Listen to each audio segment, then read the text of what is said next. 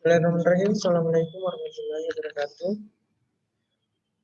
Alhamdulillahillazi arsala rasulahu bil huda wa dinil haq liyuzhirahu 'alal dini wa kafa billahi shahidan. Asyhadu an la ilaha illallah wa asyhadu anna Muhammadar Rasulullah. Allahumma shalli ala sayyidina Muhammad. Pertama-tama kita mengucapkan puji syukur atas kehadirat Allah Subhanahu wa taala. Pada pertemuan keempat ini kita masih dalam keadaan sehat walafiat.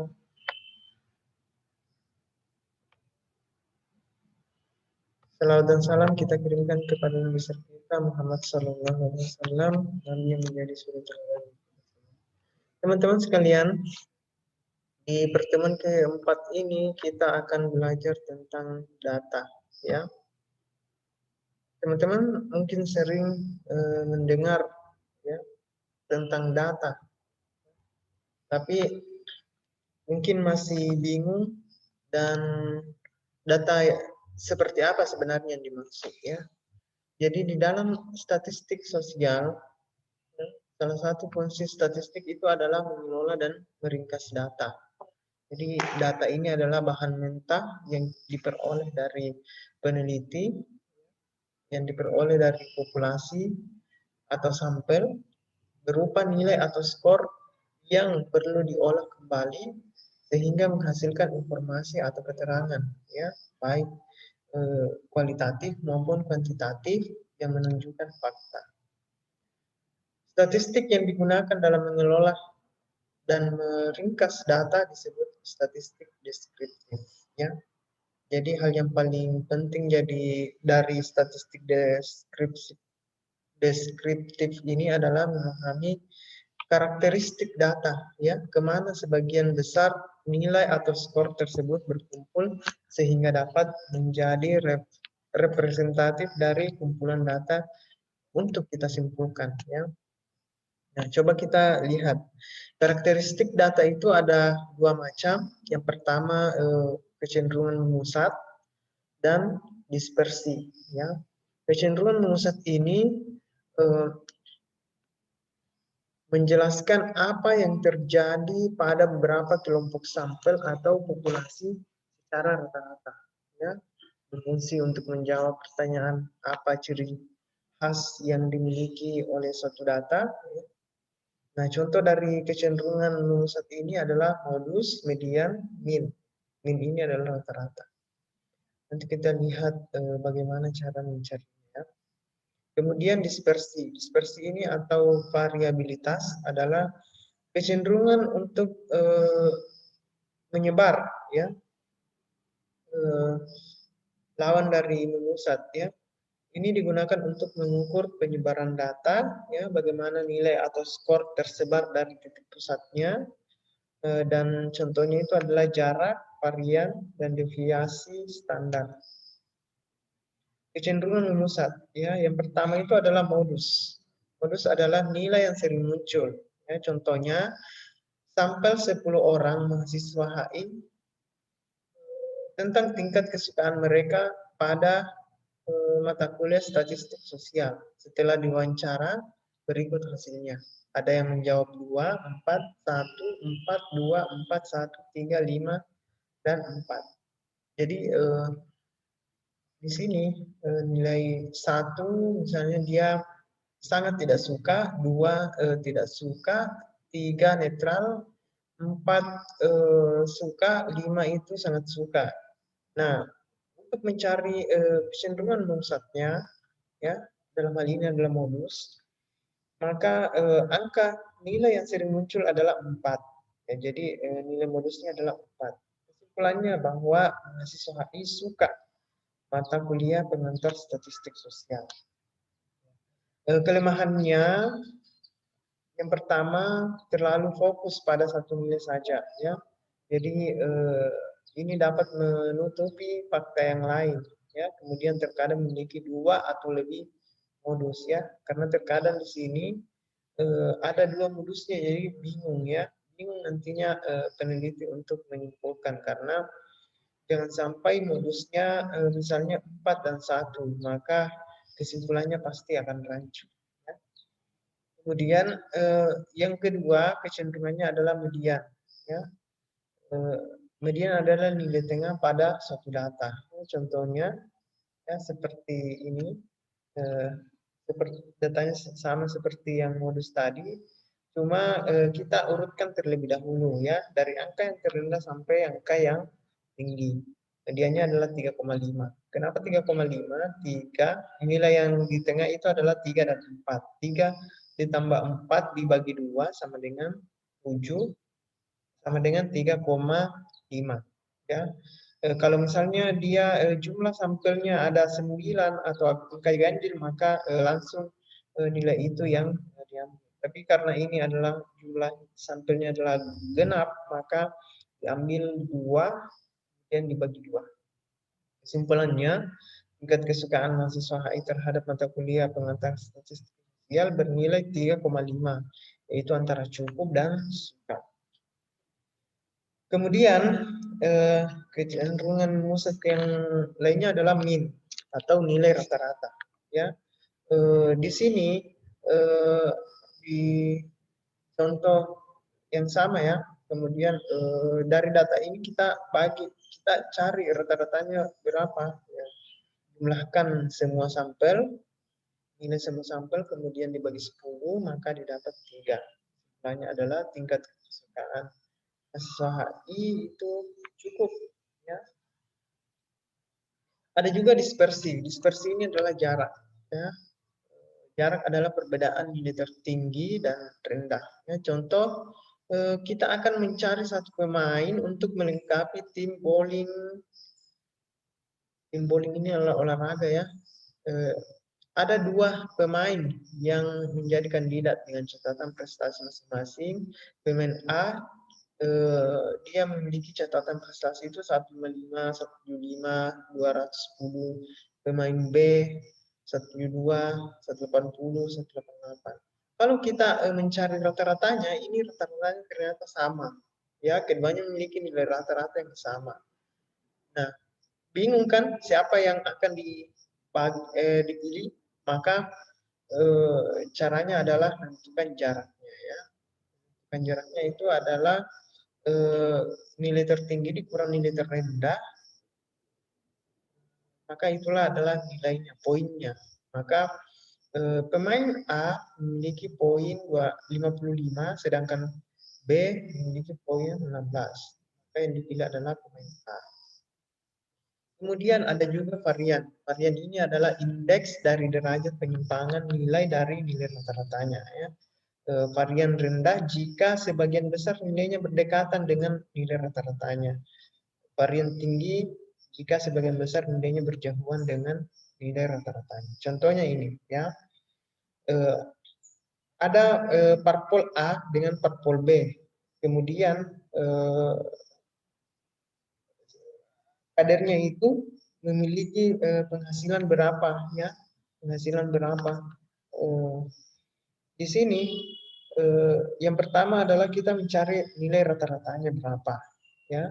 Nilai rata-ratanya misalnya parpol A itu dari sekian banyak ini, titik-titik ini adalah sampel ya. Ini adalah sampel, misalnya ini titik ini anggota partai A memiliki penghasilan misalnya di sini 9 ya, berarti sekitar 12 juta. Kemudian di sini 15 juta ya dan seterusnya. Nah, dari jumlah dari minnya atau rata-ratanya itu didapat 25 juta ya. Kemudian parpol B 19 juta. Nah, kita melihat ini kalau datanya seperti ini itu variannya rendah ya, karena dia sebagian besar nilainya berdekatan dengan nilai rata-rata. Coba lihat mengumpul dia di nilai rata-rata ya. Sedangkan kalau variannya tinggi maka dia akan menyebar. Ini coba lihat datanya menyebar ke atas ya, menyebar ke bawah ya, sama juga yang ini. Nah, rumus mencari varian ya, X pangkat 2 sama dengan sigma X dikurang X rata-rata per jumlah sampel dikurang 1. Ya, contohnya seperti ini. Nah, ada nilai X sampelnya, kemudian kita cari rata-rata dari sampel ini, rata-ratanya pasti sama ya. Kemudian kita perkurangkan ya dari X, nilai X dikurang rata-rata semuanya, kemudian kita pangkat duakan ya, akan dihasilkan nilai barangnya 29,4 ya. Bisa nanti kalian lihat, bisa kalian nanti mencari sendiri ya. Menggunakan Excel ini sangat gampang. Kemudian yang ketiga, deviasi standar ya, atau akar pangkat 2 dari varian ya. Rumus S sama dengan akar sigma dari X dikurang rata-rata pangkat 2 dibagi N kurang 1. Deviasi standar ini terasa manfaatnya pada tes IQ ya. Jika misalnya kita sudah dapatkan nilai rata-ratanya adalah 100 dengan deviasinya, standar deviasinya 15, maka seseorang yang nilainya IQ-nya 115 berarti dia memiliki deviasi standar sebanyak 1 di atas min ya, karena kelebihan dari 100 itu adalah 15, sedangkan nilai standar deviasinya adalah 15. Namun sebaliknya jika skornya 85 kurang 15 dari 100, maka memiliki deviasi standar 1 di bawah min. Gampang ya teman-teman. Jenis data ini dibagi dua, ada data kualitatif, ada data kuantitatif. Untuk statistik kita fokus di data kualitatif ya, karena memang statistik itu bekerja dengan angka ya. Nah, kalau data kualitatif itu hanya berupa kata-kata yang menunjukkan fakta, misalnya gedung yang tinggi, kambing yang berbulu hitam, kucing berwarna putih, rumah yang besar. Tapi kalau data kualitatif menyebutkan langsung angka-angkanya sebagai fakta ya, 10 poin ya. Misalnya UKT Prodi HI sebesar 3 juta per semester ya, harga Pertalite 10.000 per liter. CPNS 2018 in 250 orang. Langsung ada angka yang disebutkan. Ya. Kemudian sumber data, metode, dan instrumen pengumpulan data. Ya, sumber data itu ada dua, ada data primer, ada data sekunder. Data primer ini adalah pengumpulan data yang langsung oleh peneliti. Tapi kalau data sekunder dari tangan kedua, ya berarti sudah diolah, datanya sudah diolah. Kemudian metode pengumpulan data, ya kita bisa mencari data itu dengan mengumpulkan data, ya. Jadi metode pengumpulan data adalah teknik atau cara-cara yang dapat digunakan oleh peneliti dalam mengumpulkan data, ya. Alat yang digunakan berupa di sini ya. Alat yang digunakan berupa angket, bisa melalui wawancara atau interview, bisa melakukan pengamatan langsung, bisa juga berupa ujian atau tes, juga dokumentasi ya. Ada jenis-jenisnya di sini juga ya. Ini jenis metodenya, ini jenis instrumennya ya. Jadi teman-teman yang sudah memiliki judul, sudah punya indikator, sudah mengidentifikasi jumlah populasi, jumlah sampel, ya silahkan bikinkan angket untuk menjawab pertanyaan, untuk menjawab hipotesisnya ya. Jadi bikinkan angket berupa pertanyaan atau pernyataan, nanti angket ini disebar ke sampel yang telah dipilih ya. Nah, dari situ nanti kalian bisa mengolah datanya dan mengambil kesimpulan. Menganalisis datanya kemudian mengambil kesimpulan. Ya, kita bahas satu persatu. Angket ini adalah teknik pengumpulan data dengan cara mengajukan pertanyaan tertulis dan dijawab pula secara tertulis oleh responden. Ya, ada angket terbuka, ya, angketnya tidak berstruktur, ya, disajikan dalam bentuk sederhana, kemudian responden memberikan isian sesuai kehendak atau keinginannya. Sedangkan angket tertutup itu berstruktur, angket yang disajikan bentuk sedemikian rupa sehingga oh ya, untuk lebih mudahnya, angket tertutup itu jawaban sudah disiapkan, tinggal responden tinggal memilih, ya, memilih satu jawaban yang menurut mereka, ya, yang mereka pilih. Sedangkan angket terbuka itu berupa isian, ya, kehendak dari responden. Kemudian ada wawancara. Wawancara ini percakapan dua orang untuk mendapatkan informasi, ya, dari narasumber, antara narasumber dengan pewawancara. Tujuannya mendapatkan informasi, jenisnya ada wawancara bebas, ada terpimpin, ada campuran. Ya, bebas ini jika pewawancara itu menanyakan apa saja kepada responden bebas, ya. Tapi kalau terpimpin ini dia sudah ada daftar pertanyaan, ya, yang lengkap dan terperinci yang sudah disiapkan oleh peneliti. Kalau campuran, ya, campuran antara keduanya, ya. Ada pertanyaan bebas, ada juga pertanyaan yang sudah disiapkan. Kemudian pengamatan, ya, kita juga bisa mengumpulkan data melalui pengamatan, ya, yaitu aktivitas untuk melihat secara langsung objek penelitian kita, ya. Kelebihannya dapat mencatat hal-hal perilaku, ya, secara langsung, ya. Kemudian dapat memperoleh data dengan berkomunikasi secara verbal maupun tidak, ya, kepada objek penelitian. Kelemahannya, ya, ini diperlukan waktu yang lama karena misalnya melihat mengobservasi perilaku pertumbuhan tanaman, ya, misalnya bagian saintek itu akan membutuhkan waktu yang sangat lama, ya.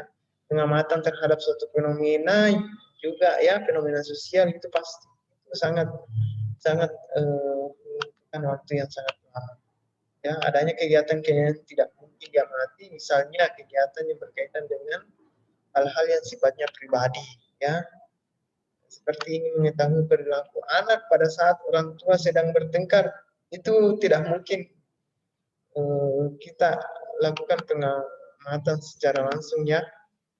Nah, terjadi ada privasi di situ. Kemudian ada juga pengumpulan data dengan cara tes. Tes ini adalah serangkaian pertanyaan atau latihan untuk mengukur keterampilan, pengetahuan, intelijensi, kemampuan atau bakat yang dimiliki individu atau kelompok, ya, seperti tes kepribadian, bakat, prestasi, IQ, sikap, ya. Ini tes ini, ya, kalian pernah dapatkan, ya, terutama yang diterima di UIN sebagai di jalur SBMPTN dan UMM, ya, ujian mandiri. Apalagi yang satu itu, ya, SPAN, oh bukan, ya, SPAN juga, ya, ada tes prestasinya, ada tes bakatnya, ya. Jadi nilai tes yang paling tinggi itu yang diterima. Kemudian dokumentasi. Dokumentasi ini adalah pengambilan data secara langsung dari tempat penelitian, ya. Bisa juga melalui buku-buku yang relevan, ya, peraturan perundang-undangan, laporan kegiatan, foto-foto atau film dokumenter atau data yang relevan lainnya. Kemudian ini, ya, alur, ya, pada saat kita selesai meneliti, kita melakukan penyusunan data, kemudian kita klasifikasikan, baru kita olah, baru kita interpretasi hasil pengolahan data itu. Ya. Kemudian kita sajikan datanya, ya. Data yang telah terkumpul kemudian diklasifikasikan dan diolah, kemudian akan kita komunikasikan ke publik, akan kita laporkan. Nah, supaya publik gampang membaca laporan kita, maka cara penyajiannya itu bisa berupa tabel, ya, bisa berupa grafik, bisa berupa gambar dan kelompok simpangan baku, angka baku dan sebagainya. Jadi seperti itu. Nah, sekian dan terima kasih atas perhatiannya, ya. Saya sangat mengharapkan kalian banyak bertanya, ya, karena ini hanya memancing kalian untuk mengetahui, ya, mengetahui data ini, ya. Sangat banyak, ya, sangat banyak pertanyaan yang bisa kalian ajukan, ya, terkait materi kita pada kesempatan. Oke teman-teman, kita akhiri. Saya tunggu ya pertanyaannya di WA group, ya.